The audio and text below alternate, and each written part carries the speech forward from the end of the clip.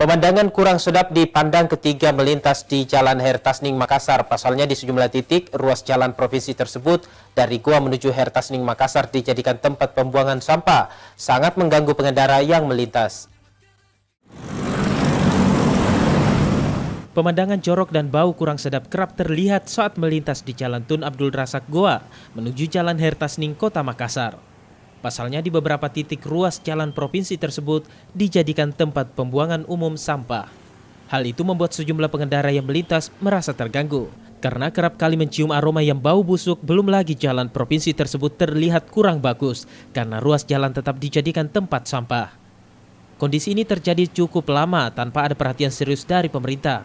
Pemerintah diharapkan menyediakan tempat pembuangan sampah khusus bagi masyarakat, sehingga tidak terjadi lagi jalan provinsi dijadikan tempat pembuangan sampah.